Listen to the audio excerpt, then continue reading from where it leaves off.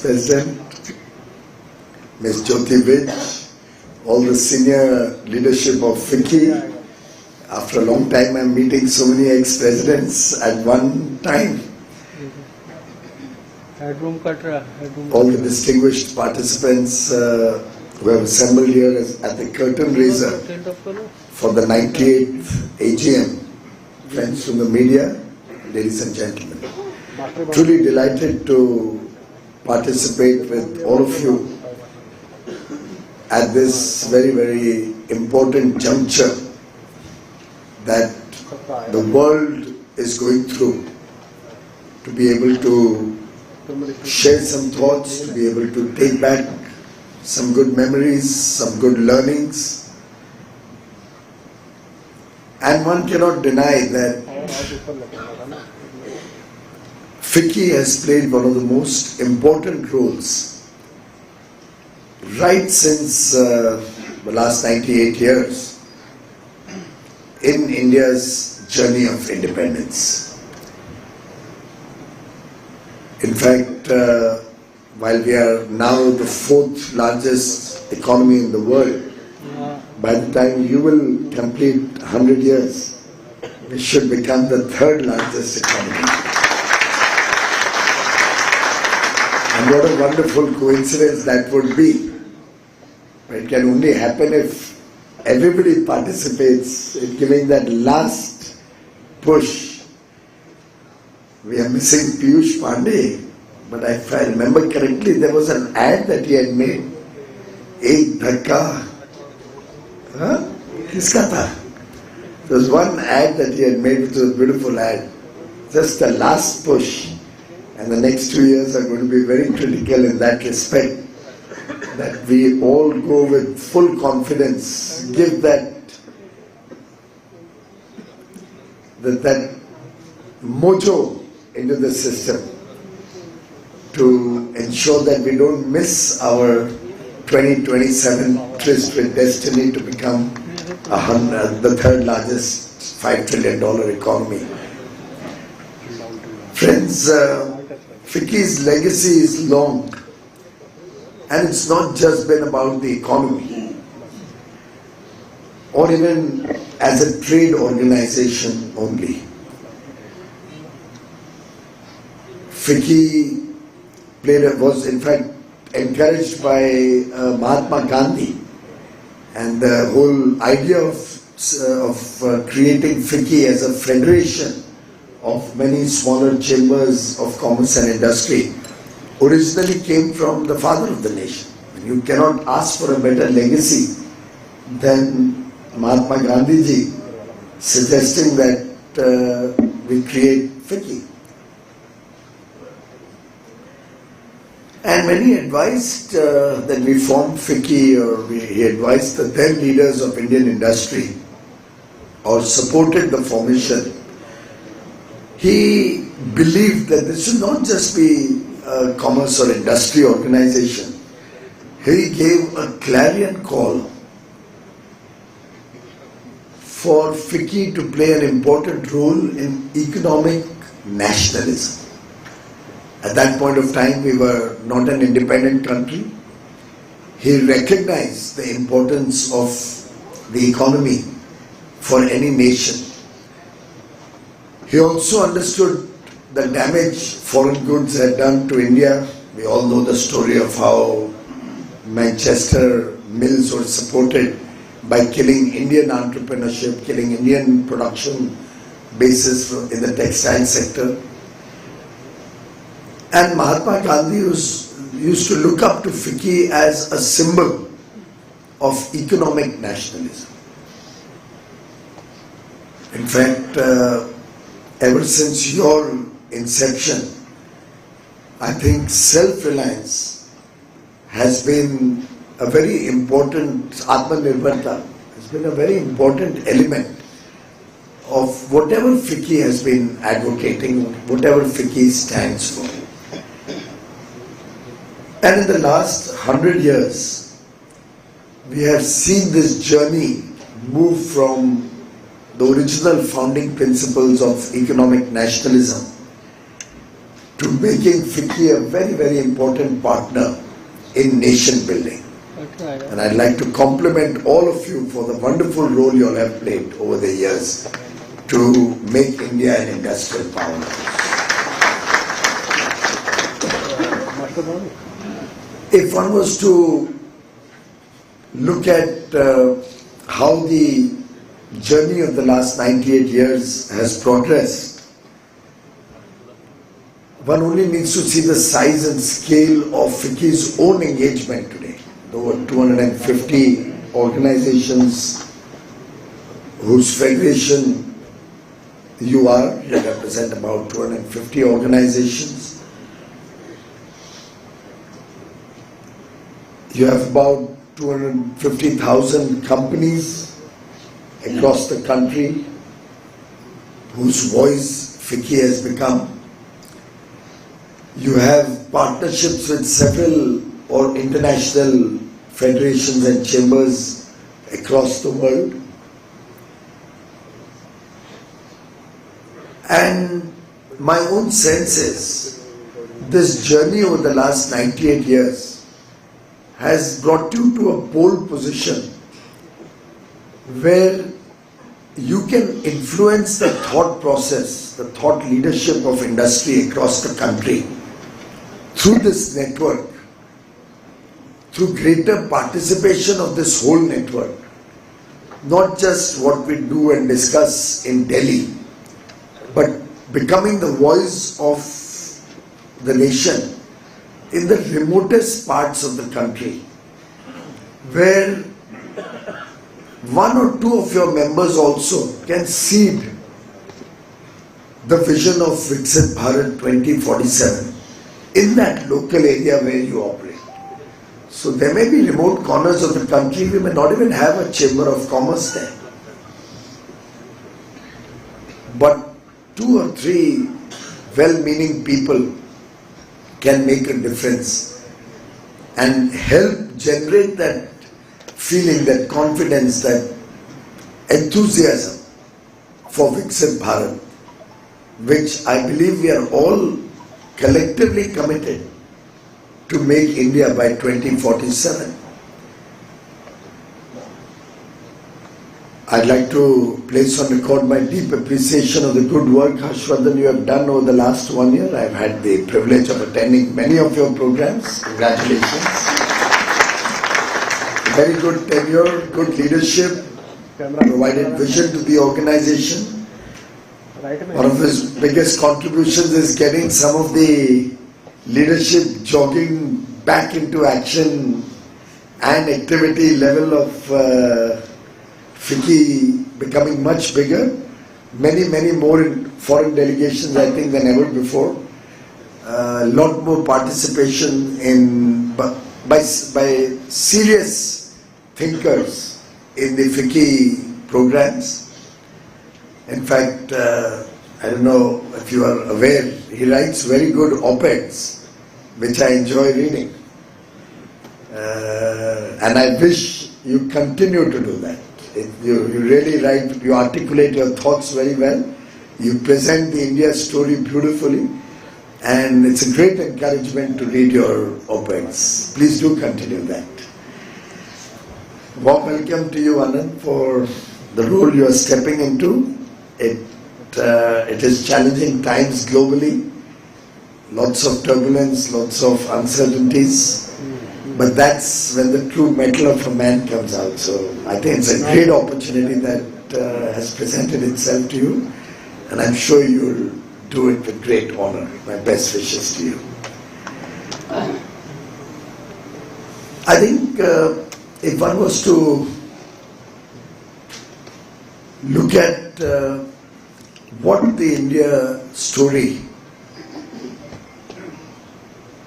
would mean if we have to become a developed nation by 2047, there would be four broad dimensions on which we will all have to focus our energies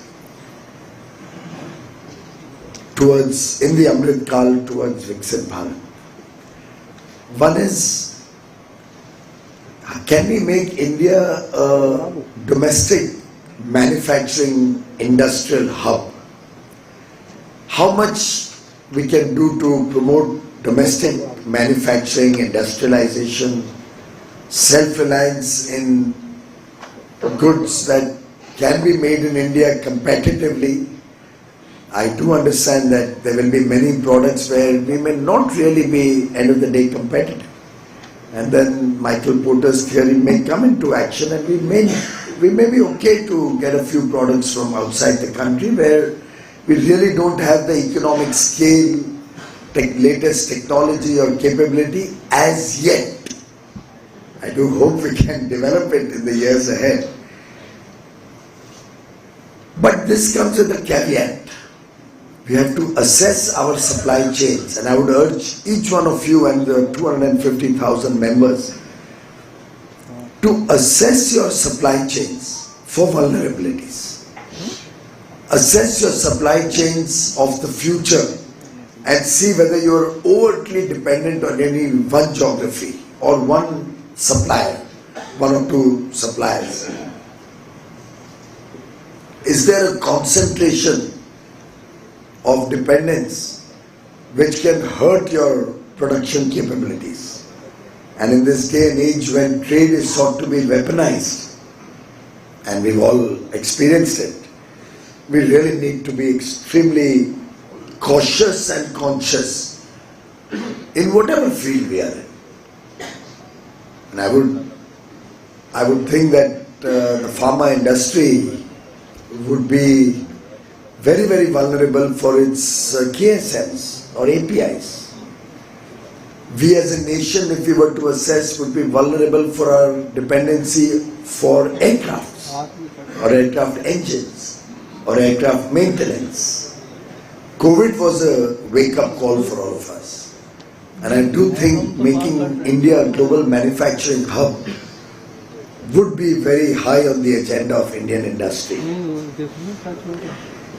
Second, can we look at converting the millennia children, the Amrit generation as we call them, all the kids born after 2000, into a skilled workforce, talented, skilled workforce of consequence?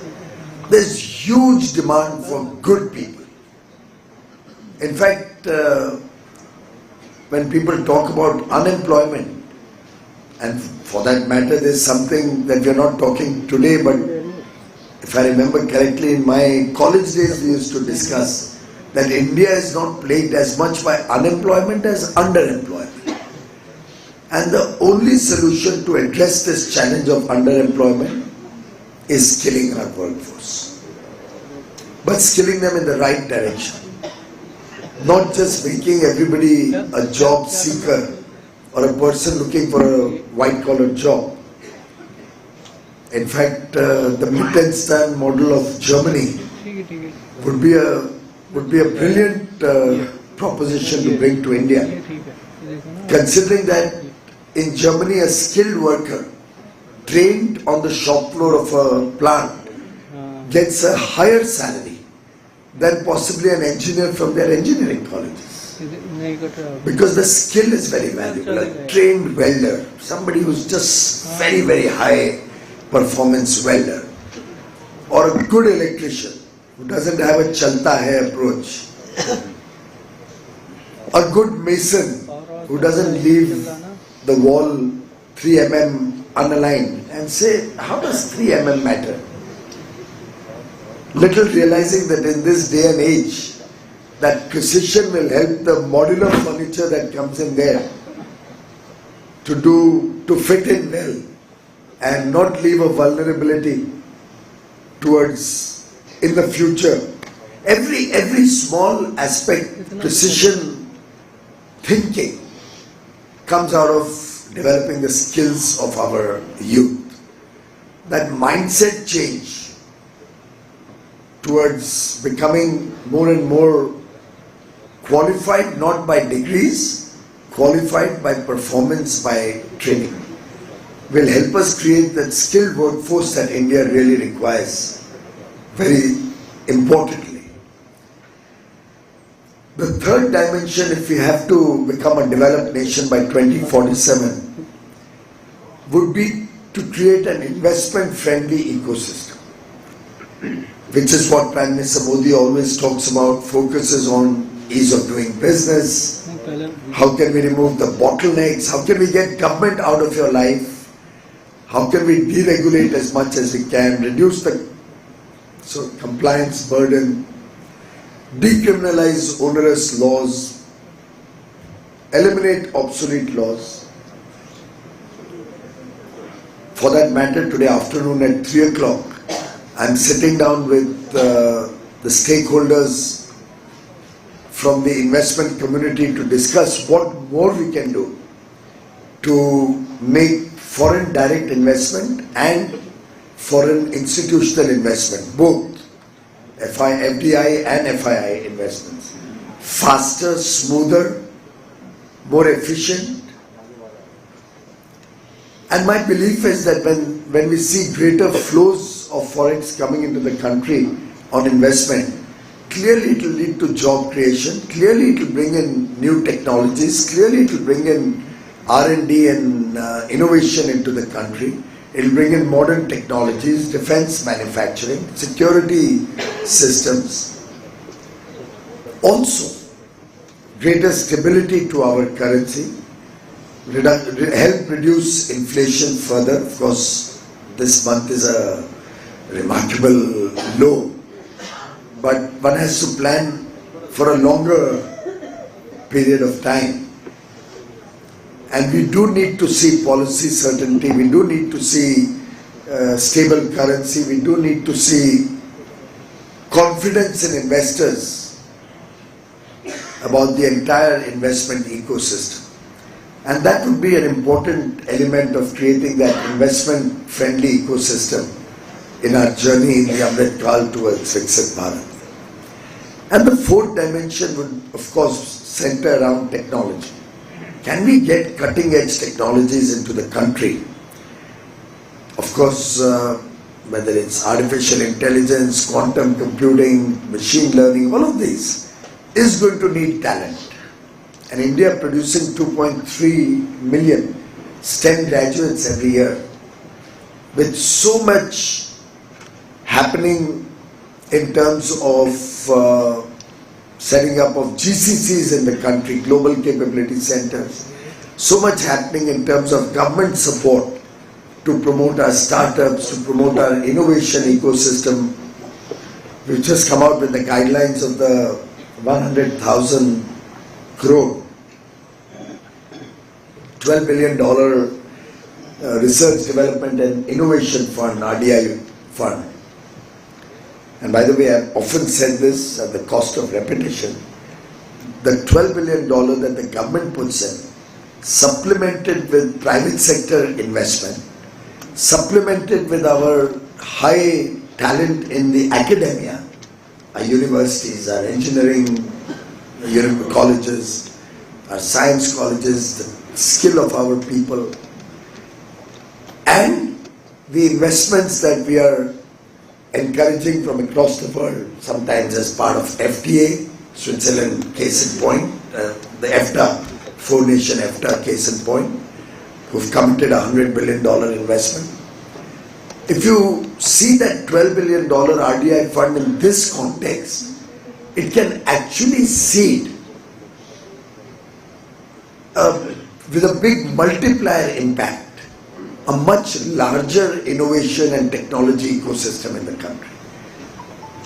Because ultimately India's costs on a purchasing power parity are much lower than Europe or America for that matter. So what you can do for $12 billion of government seed money with all the other elements thrown in is comparable probably to $100 or $150 billion of innovation being done in Europe or America. And if you look at it in that context, India can play a leadership role in the coming years on innovation, on technology. The world recognizes it. I'm not so sure how much we have appreciated it. The world is trying to get our talent. The world wants to come here, design in India, innovate in India, and take back the innovation. We need to get into the act. Indian industry needs to focus on this. Without wanting to be at all, without wanting to say anything which you don't like, or please don't misunderstand what I'm trying to say, but we need to get out of our comfort zone. We need to be willing to explore the unknown a little more.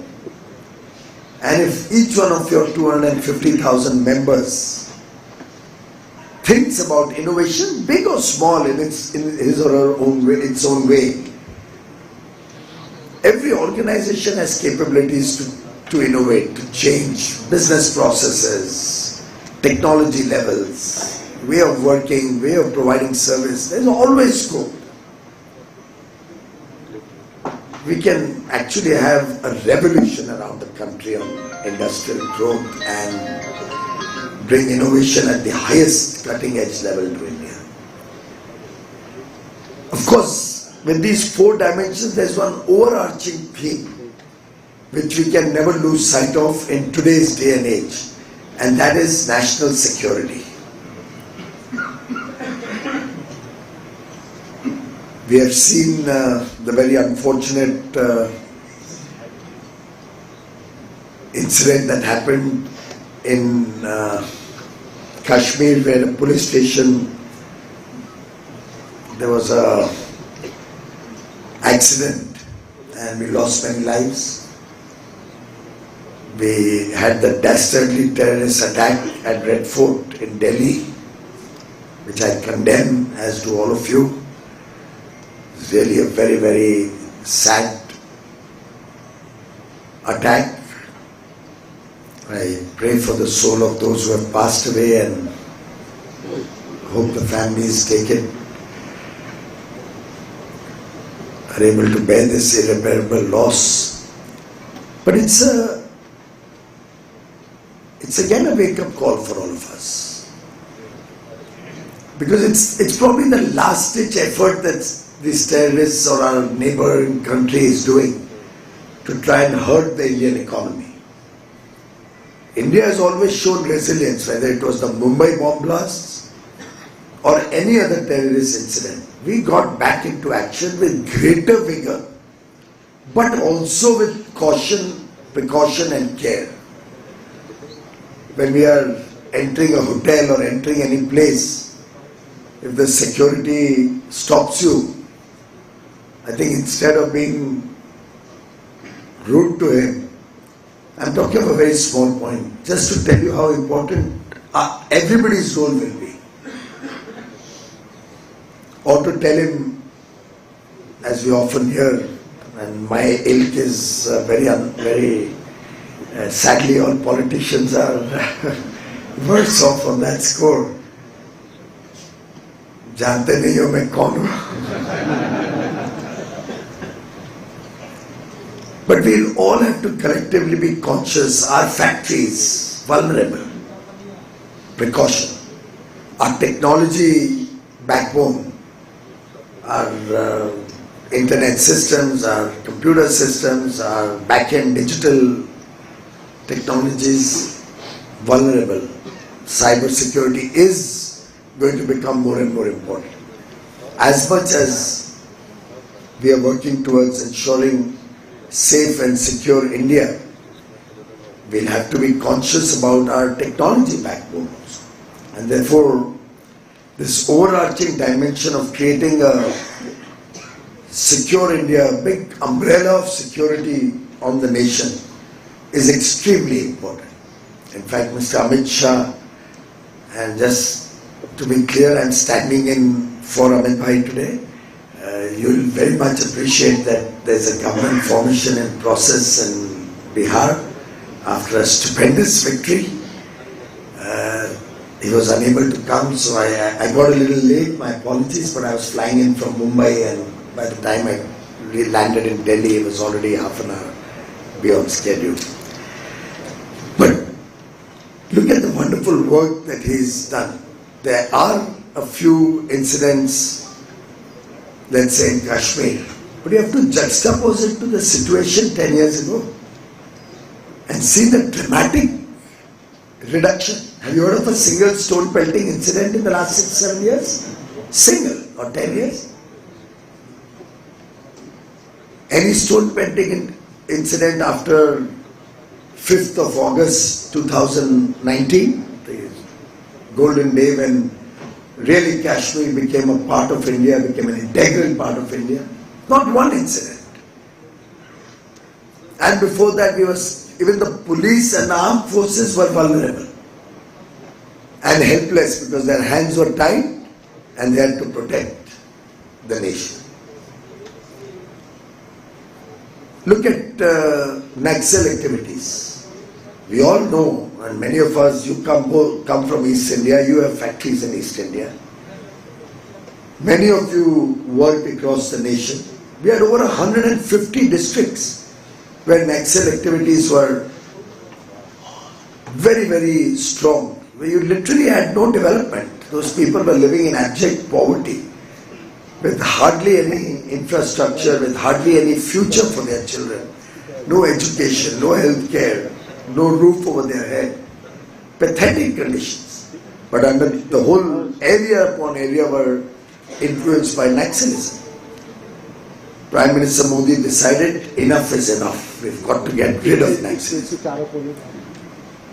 And from over 150 districts, we are down to barely a dozen. And this few will also be finished by 31st. Another 4.5 months, friends, there will be nobody, no part of India affected by Naxalism.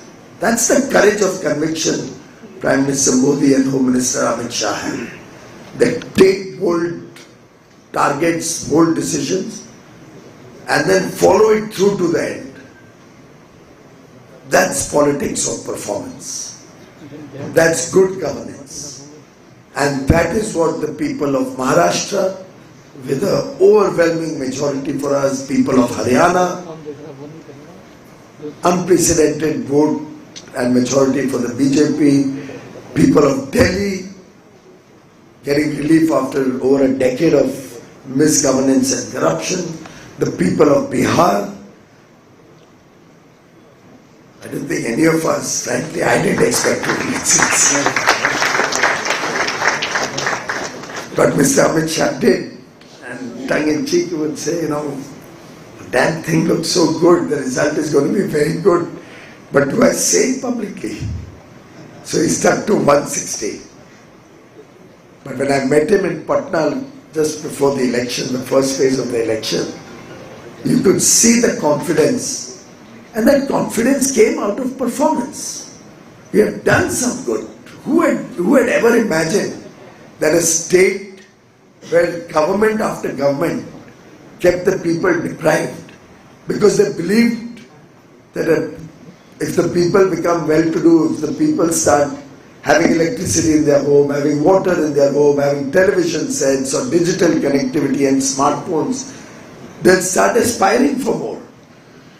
Better to keep them poor. That was the politics at one point of time that the Congress or the RJD type parties indulged in. Keep the people deprived and poor so they don't know what's better for them. And what did Prime Minister Modi do? Inform them of the good things of the world so that every child born in this country is aspirational, is working towards a better future for his family and his children. Build up that drive, that fire in the belly to get the best out of every Indian. And I think that is the critical difference between the old age thinking and today's India, where good economics makes for good politics and performance is rewarded. After all, this is the third term of Prime Minister Modi. And we all know how difficult it is for a party in power to overcome anti-incumbency. But You can see state after state across the country where for years people have expressed their satisfaction and confidence in the leadership of Prime Minister Modi and the way he has led from the front to make India secure, to make India an economic powerhouse. And if one was to assess what is the difference between before 2014 and after 2014, I can give you all the statistical numbers, all the fragile 5 to top 5, the macroeconomic fundamentals, the way banking has evolved, the way inflation has been kept under leash, the way growth has been a focus, deficits have reduced, COVID was tackled. I can give you a lot about all the good work that's happened. But if I was to summarize the performance which the nation has experienced, this journey moved from Virasat to Vikas and then Vishwas. For our foreign guests, there was a sense of entitlement. There's literally family-led politics. And we have no objection to somebody from a political family getting into politics, but on his own merits, on his own stake, through performance, not as an entitlement. There was years and years of politics of entitlement, what we call Virasat. And post-14 we saw that move to politics of development. And in his third term, Prime Minister Modi has got the trust of the people, and it's the politics of trust that is powering India towards becoming a developed nation. We came out with the Jan Vishwas bill, and now we've brought out a second version. Just as a piece of good news, we've already readied a third version of Jan Vishwas, which is decriminalizing all the provisions of law wherever we can to make life easier for businesses and the common man. And it's a two-way trust. It is because the government and Mr. Modi trust the people and the businesses of India, and the people trust Prime Minister Modi that this is possible. When you have a two-way confidence in each other, Vishwas, that is what defines India today and helps us become the world's fastest growing large economy. Has helped us to take 27 crore people out of abject poverty, extreme poverty in the last 11-12 years. That is what has powered us to become from the 11th largest to the 4th largest economy.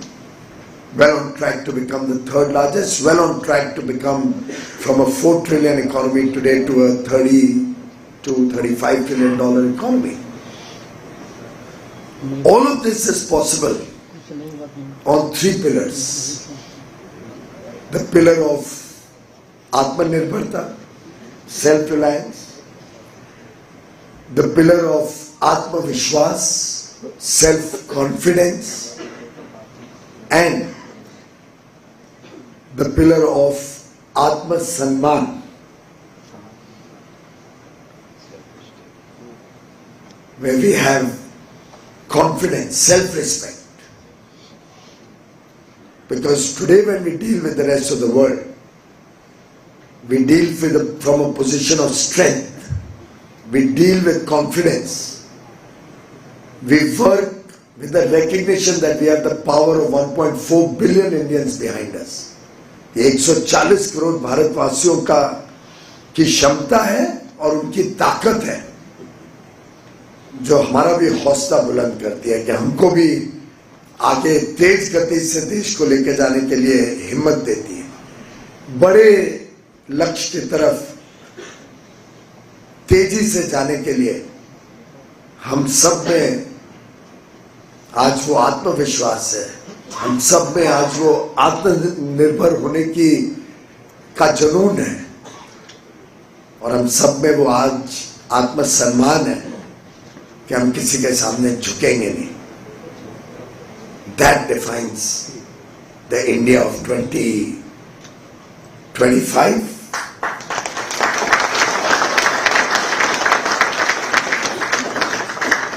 And friends, it's a critical moment in history where the world is going through very volatile times, very uncertain times, full of challenges, full of ambiguities. In this VUCA world, India is an oasis in the desert. India provides stability, provides an ecosystem of prosperity, of growth, of unity in our diversity. India does FTAs with developed nations with confidence, because we know we can compete with them. We complement the work that's happening in developed nations with the work that India is doing, which creates for a win-win situation for both parties, both stakeholders. We are today working towards inclusive and sustainable growth, where growth cannot be the power or the fulfillment of a few people's desires, where 140 crore Indians, 1.4 billion Indians will enjoy the fruits of development. And we are a conscious, responsible global citizen. And therefore sustainability is at the core of our development imperatives, of our growth and our performance. It's not because somebody else told us any inconvenient truth. It's not because some other country or nation told us we have to be sustainable. Sustainability is at the core of India's thinking. It's at the core of the way we've all lived and been brought up. Every Indian is conscious of waste. Every Indian respects and recognizes the importance of nature. So much so that probably India, through ancient texts, recognized the energy and power of the sun far, far, far before anybody else could even imagine that there is something like solar energy. And friends, together we can do wonders. If we all take it upon our shoulders that we are going to really work together as a team to make India a developed and prosperous nation by 2047, I think no power on earth can stop us. And let me make an offer. On our part, as government, we'll focus on 5 elements. FICCI, FICCI. We'll focus on fiscal discipline and build a strong foundation, the macroeconomic foundation. We'll give you the enablers. We'll bring a deep focus on innovation, building up the culture of research, of development, indigenous capabilities in that. We'll provide connectivity and critical infrastructure that's required. We'll give you opportunities for commerce, a greater degree of trade possibilities around the world with more and more well-meaning, balanced, strong free trade agreements in consultation with all of you, protecting Indian interests maximum, to the maximum level, but still it has to be a two-way trade. We'll also give you a corruption-free government. And finally, we'll focus on inclusive growth so that every child born in India has a bright future ahead of him.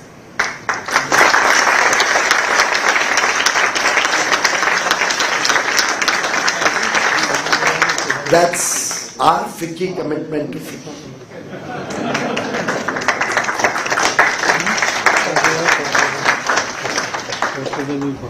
Honorable Prime Minister, when he addressed your 93rd AGM 5 years ago, had said, and I quote, FICCI's centenary celebration isn't far away. You must increase your role in nation building and make it more comprehensive. Towards that end, I have 5 asks for you. सौदा तो दो तरफा ही होता है ना. First, audit your advocacy outcomes. Advocacy is an important role of any organization like yours. Speaking up for industry, being more demanding. I remember we have friends from the tire industry here for years. They were suffering for lack of policy initiatives from the government.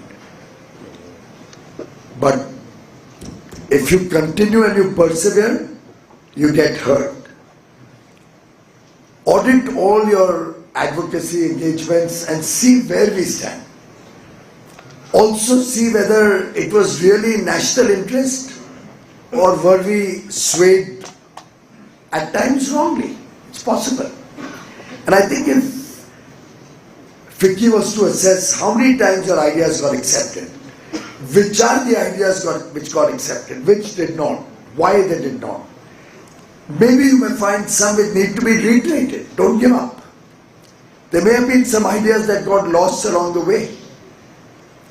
But this exercise will help you in assessing your own role in the next century or coming years in a new way. It will revitalize your work to be the voice of industry.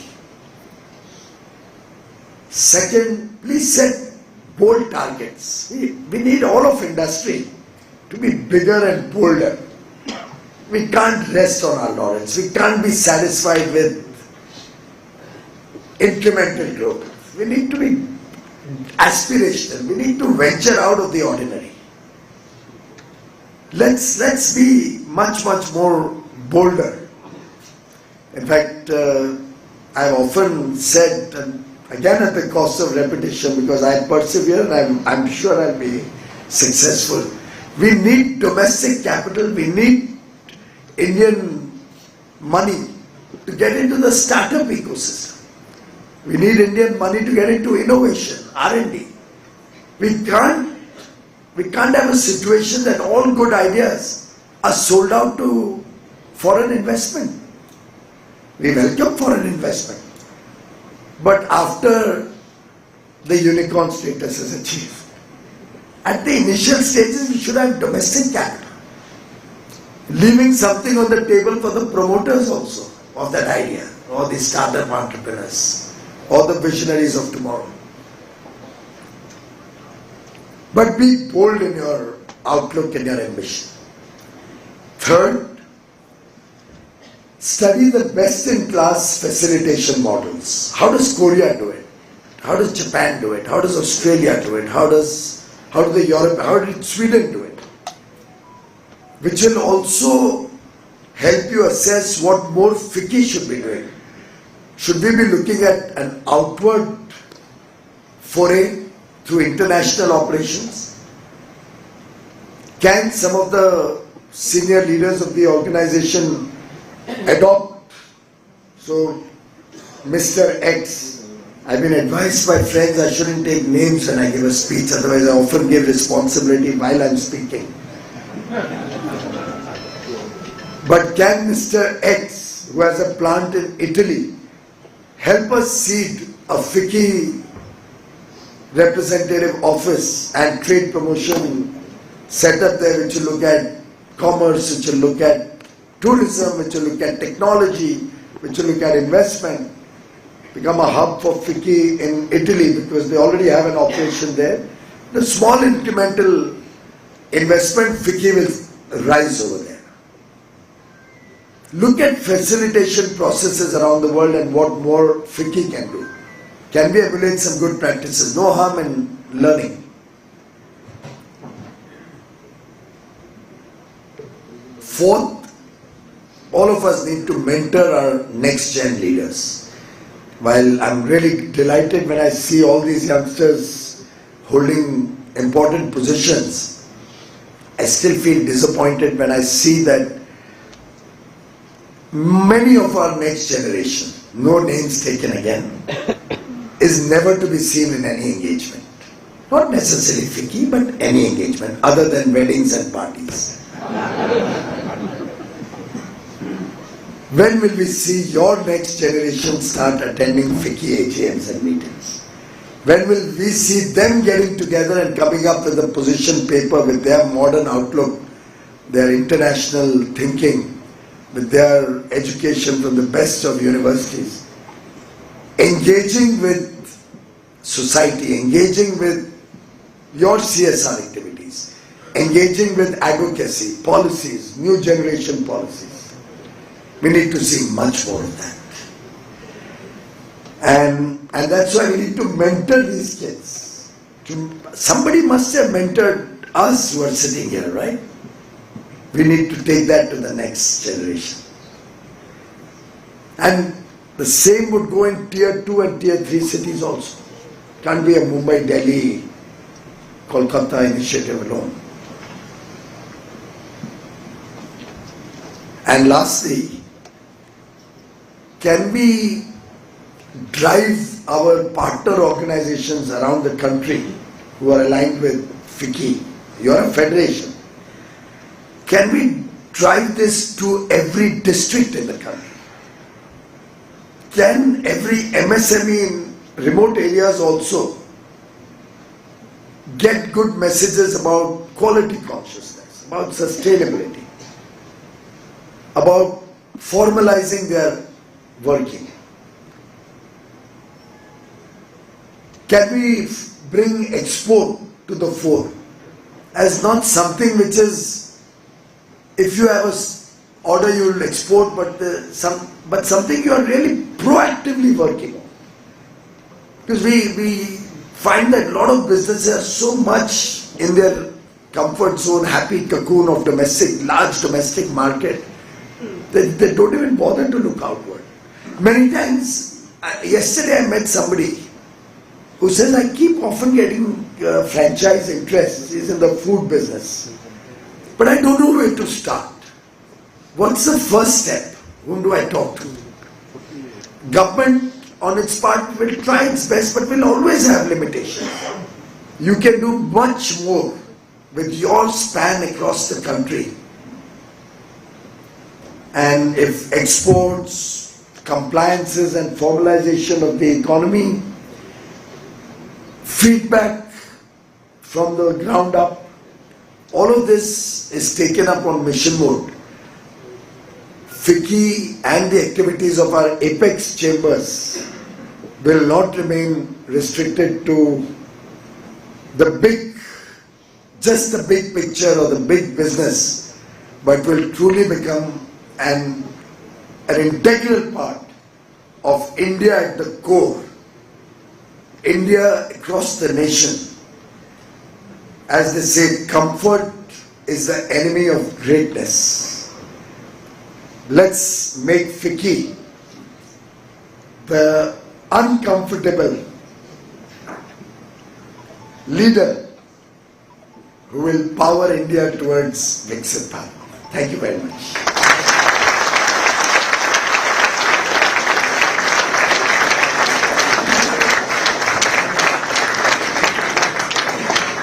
Thank you, Honourable Minister, sir, for that very